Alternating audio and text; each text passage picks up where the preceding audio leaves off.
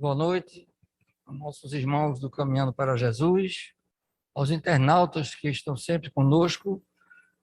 Sejam todos bem-vindos para uma noite de estudos doutrinários, para o nosso crescimento, a nossa evolução.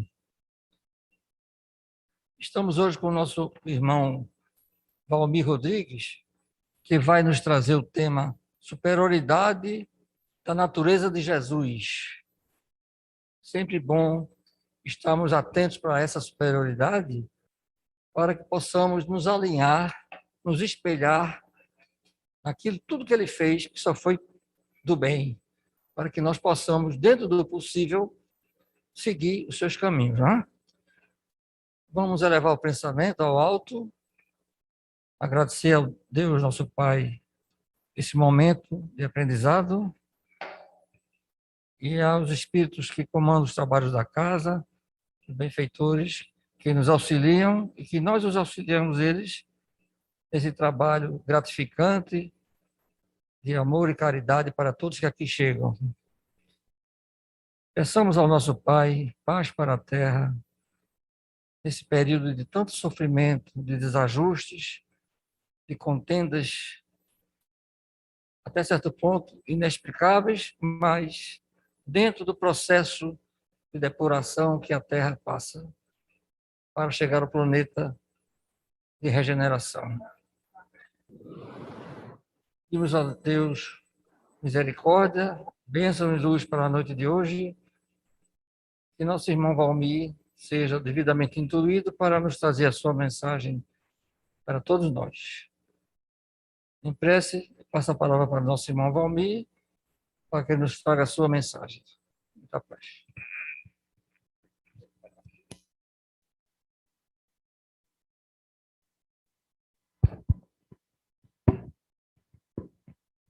Boa noite a todos e a todas.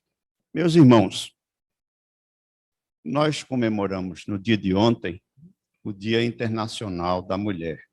E desde o ano passado que a Federação Espírita nos recomendou de que falássemos, né, exaltando esta figura ímpar, que, como diz os relatos bíblicos, foi tirado da costela de Adão para que não se sentisse ela inferior nem superior, mas que, de fato, sem dúvida nenhuma, a humanidade deve muito a essa criatura. E certamente os homens, se bem pensassem, haveriam de ver que o mundo é feminino, uma vez que 50% das pessoas do mundo são do sexo feminino, e as outras delas descendem. Portanto, vivam a elas. Parabéns a todas.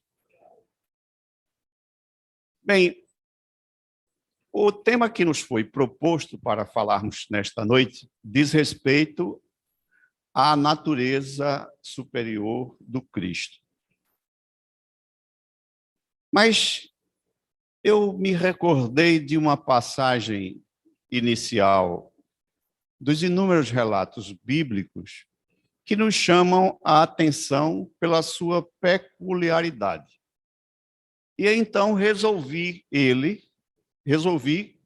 utilizá-lo como preâmbulo para que pudéssemos iniciar a respeito da superioridade do Cristo. Quando Moisés já estava encerrando o seu caminhar de 40 anos pelo deserto, em busca da terra prometida, após a libertação do povo hebraico do cativeiro no Egito, ele estava chegando ao momento do seu desencarne. E por indicação do Espírito a quem ele chamava Deus, foi eleito duas criaturas por nome de Josué e Calebe para ser o guia, o sucessor naquela travessia interminável de quase 40 anos, trafegando pelo deserto. E depois de resistir há muitas dificuldades naturais do deserto. Eles se defrontaram com a cidade de Jericó. Nela, os portões estavam fechados e a cidade estava sitiada por uma muralha intransponível para aquele grupo que já estava, certamente, após 40 anos de caminhar, bastante cansados. Mas o Deus que eles, naquele momento, faziam referência, disse-lhes que colocasse 7 homens com trombetas feitas de chifres de carneiro junto à muralha, e que cercasse toda a cidade com o restante dos guerreiros que ainda estavam de pé. E num dado instante, então, as trombetas foram acionadas e, pasmem, os muros que defendiam a cidade de Jericó foram derribados. Esta passagem é bastante interessante e sintomática, porque durante muito tempo não se achou, do ponto de vista da ciência, uma justificativa plausível, senão que fosse obra milagrosa e, evidentemente, extraordinária. Não se tinha elementos para poder justificar-se, do ponto de vista da ciência física, que algo pudesse assim ter ocorrido. Mas, passado alguns milênios, a ciência descobriu que todos os corpos têm uma vibração natural e que, se tal corpo for colocado sob o efeito das vibrações, que com ela tem ressonância, podiam fazê-las vibrar de tal sorte que esta vibração causaria a completa destruição do objeto. Essa experiência, possivelmente, muitos já devem tê-las visto. Na internet é muito comum as pessoas com instrumentos musicais tocarem para que uma taça de vidro ela entre em ressonância e, ao começar a vibrar em tal intensidade, causa a trinca do objeto. Então, é possível que aquele muro, também sob o efeito da música produzida pelas trombetas dos chifres dos animais, pudesse ter entrado em ressonância, de tal sorte que, ao aumentar a vibração, como eram certamente construídas as muralhas em pedras de sobrepor, fáceis de serem desagregadas, o muro foi, então, destruído. No século XXI, a ciência física, sobremaneira a ciência quântica, tem nos elucidado a natureza intrínseca da matéria. Tem nos feito conhecer elementos que até então eram desconhecidos para a grande maioria de nós. Registra-se que o núcleo do hidrogênio, do átomo de hidrogênio, contém um próton no seu centro, no seu núcleo, e um elétron girando em torno dele. Mas coisa fantástica é que, sendo o núcleo físico, quer dizer, firme, sem transitar pela matéria, tem em torno de si um elétron que gira a uma velocidade próxima à da luz.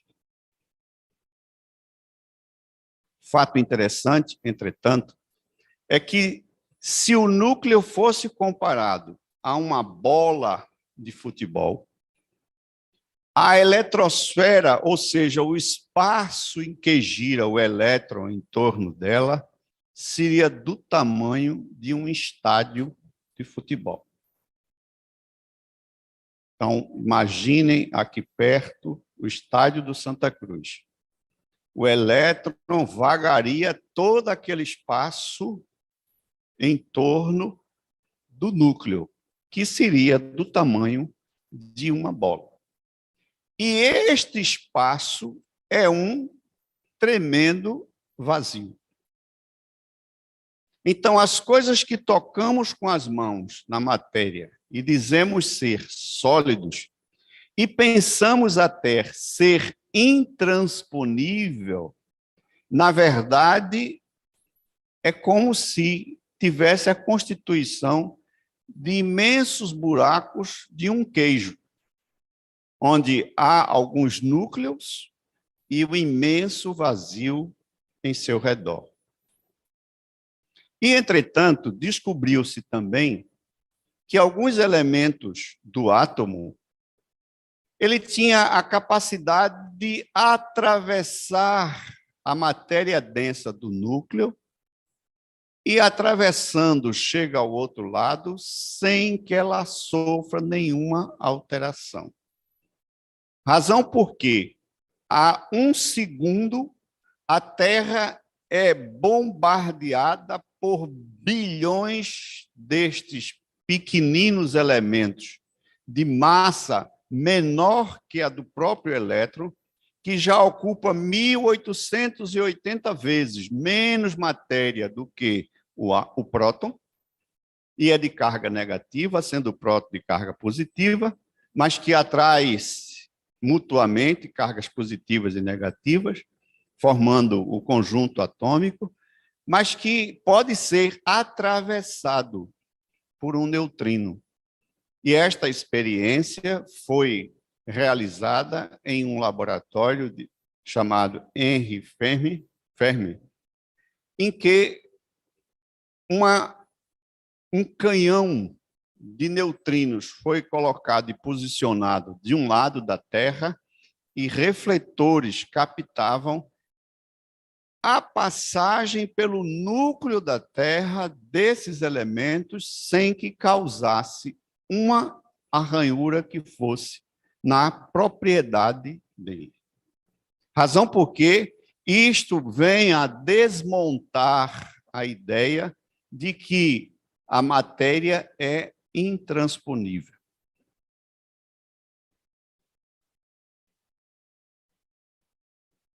A ciência química tem catalogado 92 elementos químicos que são encontrados na natureza. São os elementos de número atômico abaixo de 92, cuja posição é ocupada pelo urânio. Os elementos que estão abaixo do urânio são encontrados na natureza. Mas a nossa tabela periódica de Mendeleev, ela não se restringe apenas a esses 92 elementos. E hoje já alcança a cifra possível de 119 elementos, sendo os elementos acima de 92 aqueles que têm uma produção sintética do homem, e que alguns deles têm a pachorra de existirem por milésimos de segundo, e logo se desestabilizam e caem da posição em que ele ocupa.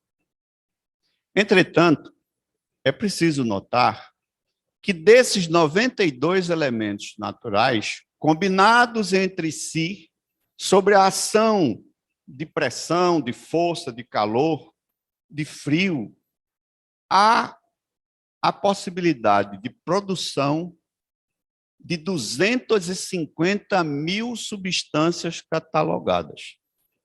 Apenas e tão somente utilizando-se dessas 92 elementos químicos. Tudo que vemos à nossa volta, tudo que compõe o nosso corpo, é constituído desses 92 elementos químicos.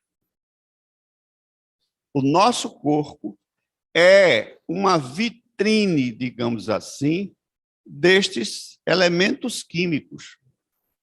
Dentro de nós, de cada um de nós, está o ferro, o hidrogênio, o oxigênio, está o boro, o cloro, o fósforo, o alumínio, o ferro, e vai por aí.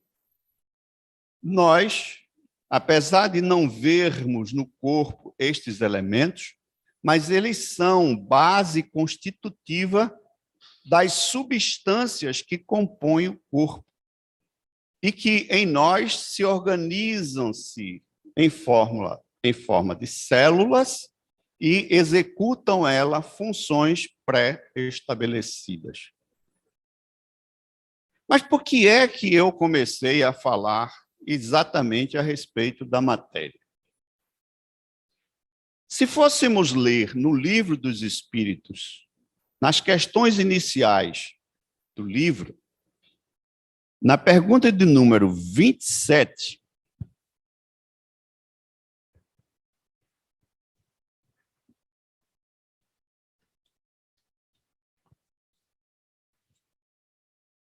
a pergunta de número 27, Kardec pergunta o seguinte: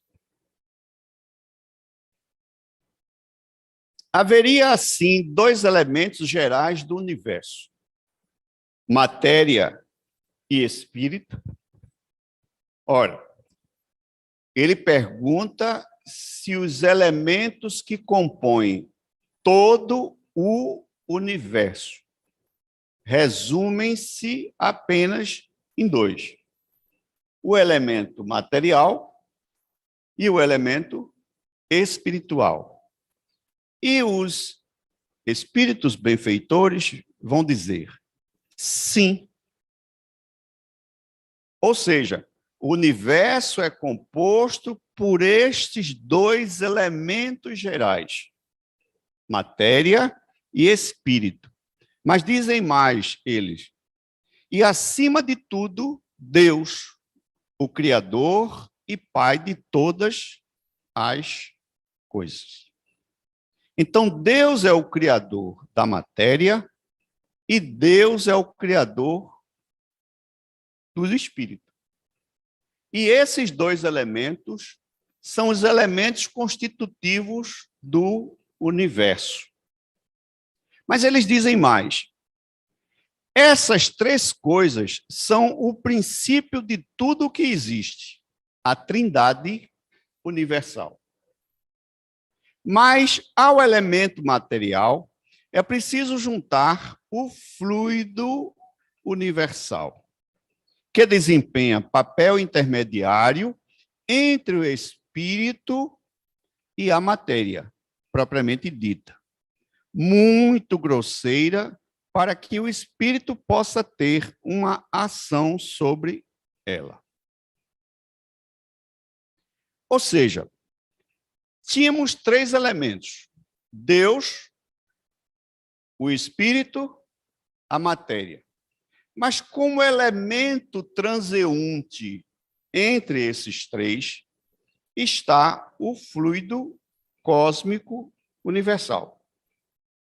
Este fluido cósmico universal é o que dá origem à matéria. Mas ele também serve de elemento onde está inserido o espírito. E tudo que o espírito se manifesta utiliza o fluido cósmico como sendo o elemento transmissor de suas manifestações. Ou seja, Quando nós pensamos, é o fluido cósmico que vai ser o elemento que vai conduzir estas modulações através do universo. E através dele, do fluido cósmico, Deus pode nos sentir a cada um de nós. Para efeito de uma comparação grosseira, imaginemos um aquário, onde está contida a água e um peixe. O peixe somos nós, seres pensantes. A água, o fluido que nos circunda, como o peixe dentro da água. À medida que o peixe vibra dentro da água, essas vibrações através da água, ou, se preferir, o pensamento através do fluido cósmico, caminha até as paredes que contêm a água do aquário. Esta parede, poderíamos pensar ser Deus, que contém todas as coisas. Então, como diz o apóstolo Paulo, em Deus nós respiramos e agimos. É que nós estamos no halo divino. E este halo divino é o fluido cósmico. Mas atenção, este fluido cósmico é o elemento de formação de toda a matéria dela descendente. E de que maneira ela faz isso? Sobre o influxo das energias. Quando nós pensamos, nós estamos produzindo modulações que podem impregnar o ambiente. Enquanto estamos, naturalmente, na condição de seres muito grosseiros e ignorantes, não percebemos estas coisas bem delineadas. Mas, à medida que vamos nos depurando neste conhecimento espiritual, mais fácil fica percebermos como os nossos pensamentos são capazes de impregnar as coisas ao nosso redor. Eu sei que alguns aqui já frequentou igrejas. Sendo ela um local de oração, muitas vezes, quando se adentra aquele ambiente, sente-se no íntimo um certo bem-estar. Reconforta e acalma muitas vezes. Por isso que alguns utilizam os monastérios, as igrejas, as casas religiosas, para que elas sejam locais de refazimento espiritual. Mas é verdade também que o oposto é plenamente verdadeiro. Muitas vezes você entra em determinados ambientes e parece que aquilo não lhe traz um bem-estar. Muito pelo contrário, lhe causa um mal-estar íntimo. Você, ao sair de lá, parece se sentir roubado, entre aspas, nas suas energias. As casas das pessoas, elas refletem o pensamento daqueles que as ocupam. A sua casa é o seu lar onde você pensa, mas onde você vai impregnar nas paredes de sua casa os sentimentos que você modula no dia a dia. Então, você pode fazer da sua casa um local de oração, e aquilo certamente vai refletir e vai, de uma certa maneira, causar um halo de proteção em torno da sua casa. Aqueles que vêm com maus pensamentos, às vezes não sentem-se à vontade, porque eles têm mau pensamento e é repelido por essa atmosfera. É lógico e evidente que isto se dá de maneira sutil, mas é plenamente palpável à medida que você começa a se depurar, a se refinar, a se sensibilizar para as coisas do mundo espiritual. E você passará certamente a sentir essas emanações até no olhar das pessoas. Quando não, até na presença física dela. Você, me desculpe, eu estou apontando para você, mas não é nada contra você em particular, viu, gente? Por favor. Viu? Então, pensemos, até quando aquela criatura chega, parece que o nosso íntimo já começa, de uma certa maneira, a se sentir mal. É que as emanações, as vibrações que elas exalam, evidentemente, não nos deixam confortáveis. Continuando. 2 são os princípios do universo: espírito e matéria. Ele diz assim: ainda que, sob certo ponto de vista, se possa incluí-lo no elemento material, ele se distingue por propriedades especiais. Ele está falando, evidentemente, do fluido cósmico, né? Ele se destaca, digamos assim, dessa condição material. Se fosse matéria, não haveria razão para que o espírito também não o fosse. Ele está colocado entre o espírito e a matéria. Então, o que ele está dizendo aqui é que nós, seres encarnados, quando adquirimos este corpo denso, ele é a matéria que foi transmutada na sua condição inicial, até que resultasse na constituição dos nossos corpos físicos. O perispírito, que é o segundo elemento, é constituído deste fluido cósmico universal, que, em particular, para os seres que reencarnam, é constituído dos elementos já transformados do fluido cósmico para um fluido que está próprio e condizente à condição do ser reencarnante. Ou seja, ele leva a marca da psicosfera onde o espírito há de encarnar. Então, o nosso perispírito, ele é retirado da matéria fluídica que adveio na sua origem deste fluido cósmico, mas que foi alterado, transmutado, e sofre ele a injunção da nossa psicosfera. Porque é como um ar que está impregnado com as coisas de nossa respiração. O pensar é como se fosse a respiração para o ar. Ele vai impregnar o fluido cósmico particularizado pelo planeta. E é lógico, quando vamos aí encarnar, o elemento que vai constituir o nosso corpo espiritual, chamado de perispírito, ele é retirado da matéria cósmica daquele planeta, daquela psicosfera. O espírito, evidentemente, é um ser pensante.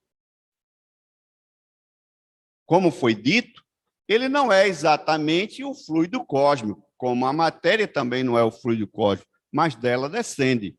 E ele diz assim: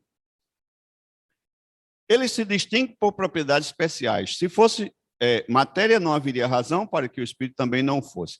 Ele está colocado entre o espírito e a matéria. É fluido como a matéria, é matéria suscetível pelas inúmeras combinações com esta e sob a ação do espírito, de produzir uma infinita variedade de coisas, das quais não conheceis senão uma pequena parte. Na condição de seres encarnados, dada a nossa condição de pertencermos a esta categoria de espíritos que ainda pode-se dizer está carregando conosco pingos de sabedoria, mas oceanos de desconhecimento e ignorância das coisas, pouco nos damos conta dessa atmosfera fluídica que nos circunda. Mas pensem bem, ele diz algo aqui bastante interessante.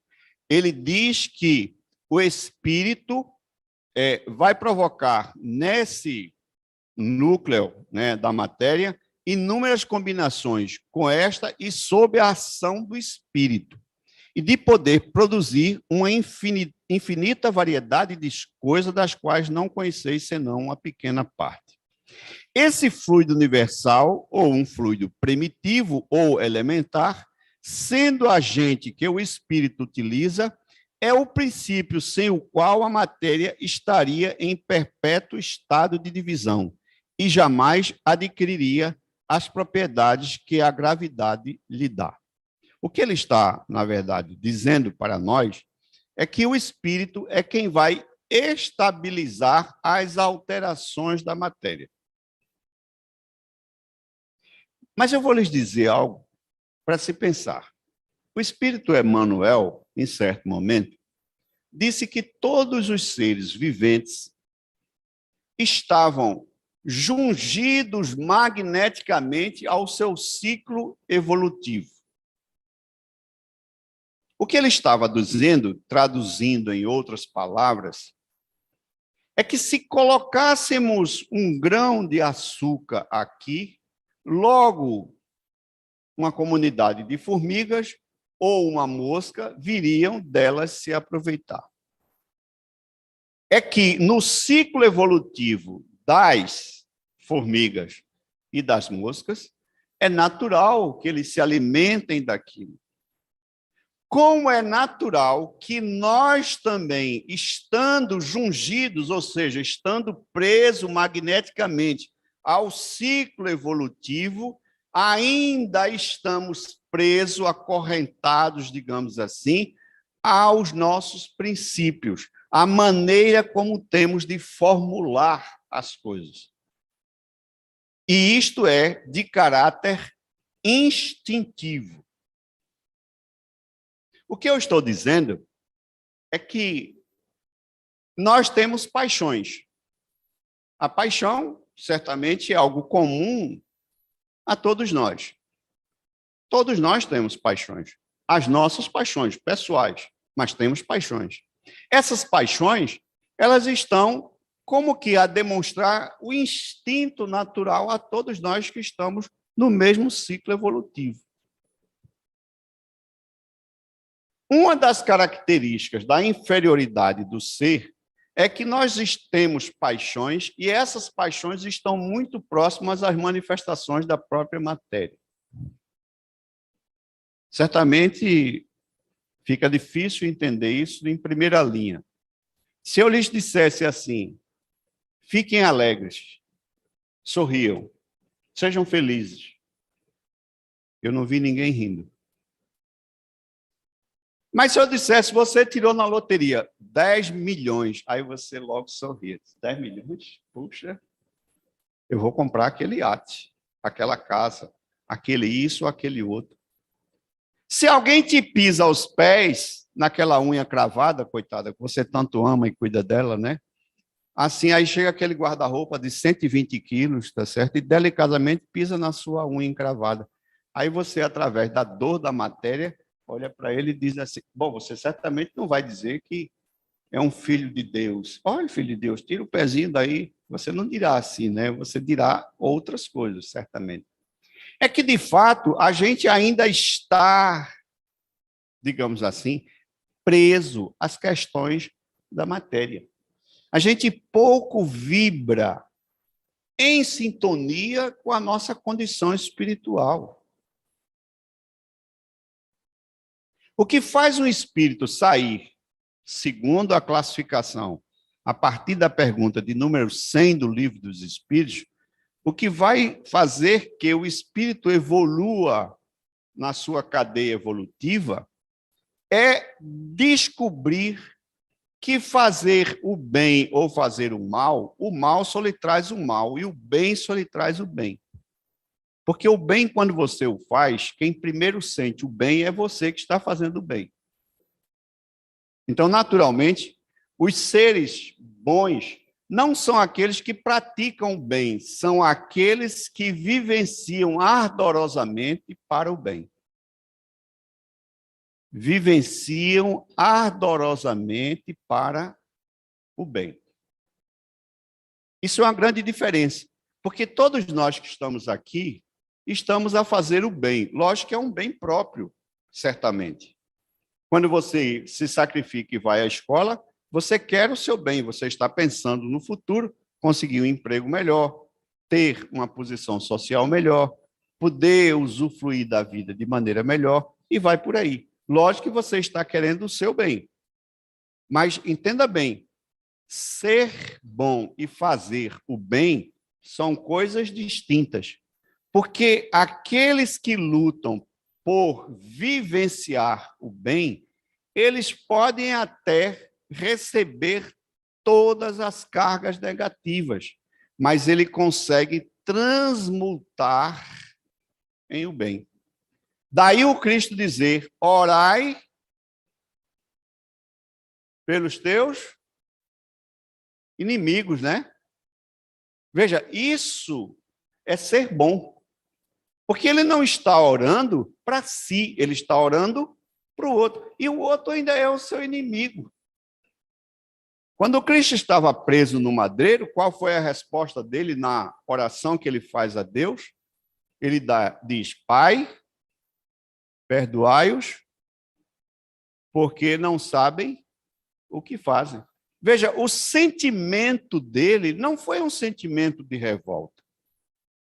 Não foi um sentimento de alguém que abandonou, ainda que fosse por frações de segundo, a condição de ser bom, sem máculas, sem mesclas, sem subterfúgios, sem interesses escusos. Então, nesse sentido, no espírito que evidentemente vibra numa condição do bem, ele está mais apto para manipular melhor estes fluidos. Na casa espírita, nós costumamos ter as figuras, né, que nós chamamos de médios, doadores de fluidos. São aqueles passistas. São aqueles que doam de si estes fluidos. Mas eles estão impregnados e só fará bem se ele o fizer desinteressadamente. Se ele fizer com o propósito de querer realizar o bem. Aí ele fará o bem. E, naturalmente, não deixará de ser também secundado por espíritos do bem, que juntam-se, aumentando a fluidez de energias positivas para causar a cura, o melhoramento. Nós vamos falar a respeito da cura um pouquinho mais adiante, mas eu queria voltar a explorar aqui o seguinte. O que é o espírito? Perguntou Kardec na questão de número 23. O princípio pensante do universo. Enquanto espírito, não nascemos na condição em que estamos nesse instante. Existiu o protoespírito, aquele que, ainda não sendo o espírito formado, estava na cadeia evolutiva para tornar-se um. Então, ele vai experienciar, através dos reinos da natureza, de sorte que ele vai adquirindo instintivamente respostas para desaguar na condição de espírito. Então, quando ele passa pelo reino mineral, ele adquire a percepção das forças agregadoras da energia. Então, ele vai agregar a matéria. Quando ele passa pelo reino vegetal, ele desenvolve-se através da produção de elementos para a sua automanutenção. E aí ele recebe o influxo desse fluido universal, que agora passa a se chamar fluido vital. Então, o fluido universal, na condição de fluido vital, vai impregnar a planta. E para o protoespírito, que ali está em gestação, ele vai constituir os primeiros elementos nervosos. Isso, inclusive, é uma questão que a própria ciência ainda nem adentrou, porque começa a planta a responder aos estímulos gerais do meio onde ele se encontra. E também ele começa a desenvolver a possibilidade de comunidade de seres viventes. Então, uma planta junto a outra planta, junto a outra planta, consegue desenvolver um ecossistema de mais equilíbrio entre si. No reino animal, o protoespírito começa a ensaiar os instintos. Evidente e lógico que a cadeia nervosa, que vai dar cabimento a sensoriar o ambiente onde ele está, vai sofrer o influxo do meio externo, mas vai começar a responder a esses estímulos de maneira diferenciada.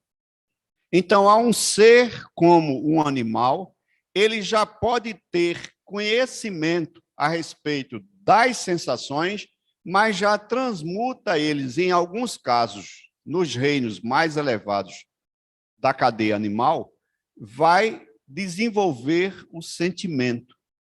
Então, muitos animais respondem a esse sentimento.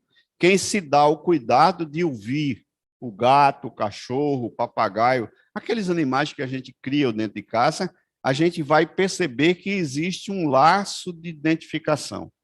E já foi motivos, inclusive, de muitos filmes, né, que demonstram essa relação. Quando o espírito, então, desemboca no reino homídeo, ele já está completo na sua cadeia evolutiva. Ele já compreende a sua individualidade, já é um ser pensante e já naturalmente vai começar a inferir mudança no ambiente onde ele está. Mas atenção, se a gente for ler lá no livro da Gênesis, no capítulo 14º, item 11, diz uma coisa bastante interessante aqui. Ele diz: o meio está sempre em relação com a natureza dos seres que devem nele viver. O meio está sempre em relação com a natureza dos seres que devem nele viver.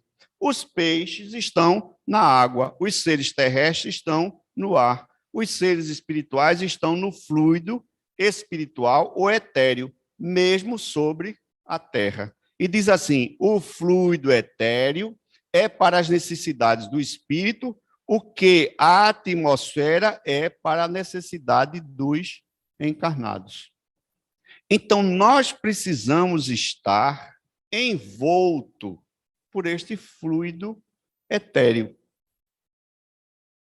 Então, quando do lado espiritual há um desenvolvimento, desembocamos no reino homídeo, mas para reencarnar e, naturalmente, nos proporcionar a possibilidade de progredir, vamos associar a matéria através do fluido que em nós está na condição etérea, mas que constitui o nosso corpo espiritual, que é um elemento de ligação entre o espírito e a matéria propriamente dita, a matéria mais densa. Então, o fluido cósmico vai se transformar em matéria bruta, em fluido vital e vai se transformar também em perispírito. O perispírito associado ao corpo material, que é o nosso corpo denso biológico, e associado ao espírito, vai formar a tríade que compõe o ser humano. Agora, enquanto ser humano e seres pensantes que somos, naturalmente, podemos inferir mudanças neste fluido que nos cerca. E esta mudança, naturalmente, é que nos vai proporcionar, a depender da condição espiritual, alterações profundas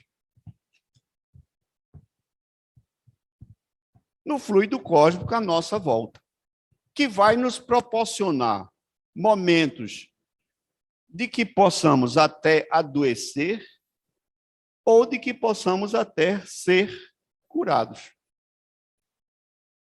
E lógico e evidente, quanto mais se depura, quanto mais conhece os meandros constitutivos destes fluidos e se utiliza para fazer o bem, coisas admiráveis ocorrem. Na questão, no capítulo de número 15º do livro A Gênese, que fala sobre os milagres do Evangelho, começa a falar sobre a superioridade da natureza de Jesus. E as palavras iniciais dizem assim: os fatos narrados no Evangelho e que foram até aqui considerados miraculosos, ou seja, era considerado como sendo de ordem sobrenatural, pertencem na maioria à ordem dos fenômenos psíquicos. O que ele está dizendo? Ele está dizendo que é resultado do pensamento, porque todos nós somos seres psíquicos, que evidentemente pensamos e que, logicamente, vamos impregnar o fluido ao nosso redor. Então, tudo o que acontece nessa matéria aí é de ordem dos fenômenos psíquicos, quer dizer, daqueles que têm como causa primária as faculdades e os atributos da alma. Todos nós temos esta capacidade latente. A física quântica tem nos permitido conhecer a intimidade da matéria. E um dos postulados que a física nos traz é que todo experimento, quando acompanhado por um observador, dado a natureza da sua observação, ele pode interferir no resultado da experiência. Eu vou traduzir isso de maneira diferente. Suponha que eu quisesse medir a temperatura da água que contém aqui este copo. Ao colocar o termômetro aqui dentro, para medir a temperatura, eu haveria de ter como premissa o fato de que o próprio termômetro, o próprio corpo do termômetro, vai interferir na temperatura do objeto que eu estou medindo a sua temperatura. Por esse princípio, então, em algumas pesquisas que foram feitas em caráter subatômico, ou seja, já no reino quântico, a gente há de perceber que os eventos costumam modular-se de acordo com a posição em que o observador se encontra. Então, ele está a interferir no resultado. E, mais uma vez, vem demonstrar o fato de que as nossas condições de modulações do pensamento, naturalmente, elas têm essa capacidade de fazer que o experimento seja alterado no seu resultado. Então, continuando. aproximando-os daquele que estão descritos e explicados no capítulo precedente, que é o 14º capítulo, reconhece sem dificuldade que há entre eles identidade de causa e de efeito. A história mostra-os análogos em todos os tempos e em todos os povos, pela razão que, desde que há almas encarnadas e desencarnadas, os mesmos efeitos devem ter se produzido. Pode-se, é verdade, contestar sobre este ponto a veracidade da história, mas hoje eles se produzem sob os nossos olhos, por assim dizer, à vontade, e por indivíduos que nada têm de excepcional. Só o fato da reprodução de um fenômeno em condições idênticas basta para provar que é possível e submetida a uma lei e que desde então não é mais miraculoso. O que ele está dizendo é algo, em particular, que está descrito no livro do Evangelho de São Mateus, no capítulo 5, versículo 48, em que o Cristo assevera que aquilo que eu faço, vós tereis também condições de fazê-lo. Quiçá mais e melhor. Então, o que ele estava dizendo é que todos nós temos como faculdade, ainda que latente, esta capacidade.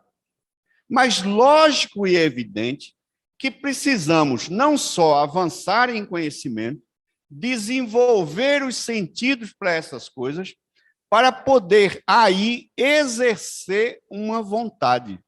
Vontade esta, naturalmente, que não pode ser aquela vontade bruxuleante, né? Aquela que mais ou menos assim, não, eu gosto de ir ao centro espírita, mas está fazendo um calor danado e lá não tem uma boa ventilação, aí eu não vou não. Ou então diz assim, quem domingo de tarde, menino, domingo de tarde, eu vou descansar, para que eu vou estudar?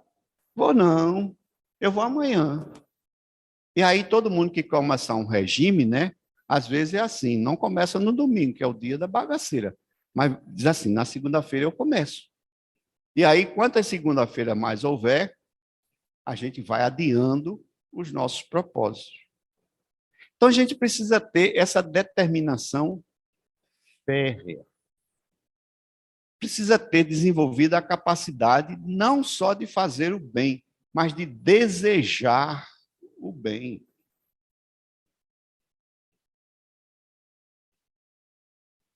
Esta condição, naturalmente, ela não cai do céu, ela pode ser adquirida com o esforço necessário para alcançá-la. Tem gente que reza aos céus, tá certo? Pedindo que no dia seguinte ele torne-se capaz de fazer milagres. Mas não é assim. A gente precisa trabalhar o desenvolvimento, a gente precisa criar a atmosfera ao nosso redor. Esta semana eu vi algo de Chico fantástico, né? Dizem que alguém viu alguém roubando o Chico. E logo correu para ele, Chico, você foi roubado? Ele disse, não, eu apenas devolvi o que já tinha roubado dele. Veja que percepção diferente, né? É a criatura que quer fazer o bem. O princípio dos fenômenos psíquicos repousa, como já se viu, sobre as propriedades do fluido perispiritual, que constitui agente magnético. Sobre as manifestações da vida espiritual durante a vida e depois da morte, enfim, sobre o estado constitutivo dos espíritos e o seu papel como força ativa da natureza. Esses elementos conhecidos e seus efeitos constatados têm por consequência fazer admitir a possibilidade de certos fatos que eram rejeitados quando se lhes atribuía uma origem sobrenatural. Eu aqui lembro que para nós, enquanto estávamos na escola católica, eu via muito falar de um milagre, que era o milagre da ressurreição do Lázaro, né? Lázaro, irmão de Marta e de Maria, que tendo habitado na cidade de Betânia, estava fora dos caminhos de passagem para Jerusalém. Mas, num dado momento, falece e é enterrado o irmão Lázaro, muito amigo do Cristo, onde ele se hospedou várias vezes, transitando pela cidade de Betânia. E então recebe ele o recado que o seu amigo havia falecido. Apressa-se ele, então, no dia seguinte, de visitar, e encontra as suas irmãs chorosas, lamentosas. E dizia a ele: se você estivesse aqui, possivelmente ele não estaria morto. Ao que o Cristo, então, pediu que o levasse ao local onde estava sepultado o corpo de Lázaro. E quando ele se defronta da pedra que fechava o sepulcro, ele diz a seguinte frase: Lázaro dorme.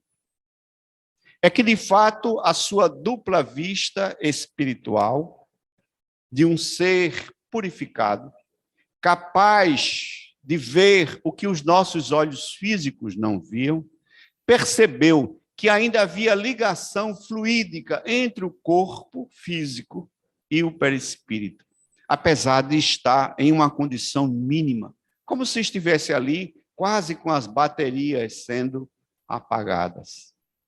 Por isso ele disse: Lázaro não está morto, Lázaro dorme. E então, por imposição das mãos, transmite ele os fluidos vitalizantes e reativa aquelas relações que estavam já se esgarçando. Volta, então, Lázaro, outra vez à vida. Todos nós, certamente, podemos, pelo querer, pelo desenvolver da capacidade, realizarmos coisas que, aos olhos do vulgo, são incomuns e miraculosas. Mas que, no final dos tempos, conforme está no livro das Revelações, muitos haverão de ter sonhos, de profetizar e de curar. Todos nós temos esta possibilidade. E podemos vê-la no dia a dia das coisas. Alguém, quando vai matar uma galinha, né? Dizem, se tiver muita pena, pena é aquele sentimento de piedade, né? Não é a pena da galinha, é o sentimento de piedade. Dizem que a galinha demora a morrer. Sabem por quê? Porque você está doando fluidos vitalizantes naquela sensação. Quando você se deparar com alguém que sofreu um acidente, se você não pode socorrê-lo, não vá com óleo de curiosidades, aumentando a atmosfera, agitando a atmosfera psíquica. Faça uma oração. Peça que os bons espíritos socorram aquela criatura. Eu não estou dizendo que você se negue a fazer o socorro se estiver ao seu alcance. Mas se não puder, estiver transitando, faça uma oração. Aquilo já vai causar uma sensação de repouso ao ambiente. Vamos orar? Vamos fazer a nossa oração. Pedir ao Deus Pai poderoso, Criador de todas as coisas, a possibilidade de podermos, nesse instante, agradecer por toda a perfeição que paira em toda a criação. Pela oportunidade que todos nós temos de cada vez mais avançarmos e progredirmos, alterando nosso estado mental para sermos gratos por tanto que recebemos. Pelo ar que respiramos, pela água que bebemos, pela luz que nos ilumina, pela lua que clareia, pelo sol que aquece, pela água que refresca, pela chuva, pela terra, pelo ar. Por todos esses elementos que certamente levaram anos milhões e bilhões de anos para serem projetados para servir a nós.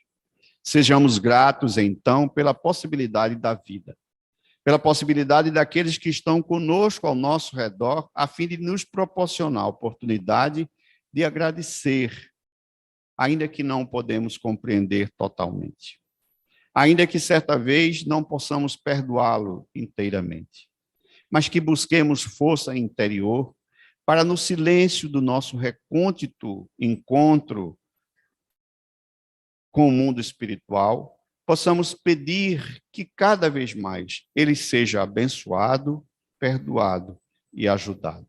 Que tudo de bom saia de você em direção ao outro. E certamente o bem que você desejar voltará para si, pois que a natureza tem fluxo e contrafluxo, marés altas e marés baixas. Mas aquilo que você joga no mar da vida, ele efetivamente um dia lhe trará de volta. Assim que cada um pense e faça o bem. Se determine cada vez mais a buscar, realizar, desde os seus pensamentos, algo de bom, de sadio e de proveitoso para todos aqueles que ao nosso redor estão. Que a paz e a luz que nos desejou o Mestre Jesus esteja sempre em nossos corações. Que assim seja. Bom, meus irmãos, não resta agradecer nosso irmão Valmir, trabalhador do Cefa, Centro Espírita Francisco de Assis, mais uma noite de brilho, de esclarecimento para nós, de aprendizado.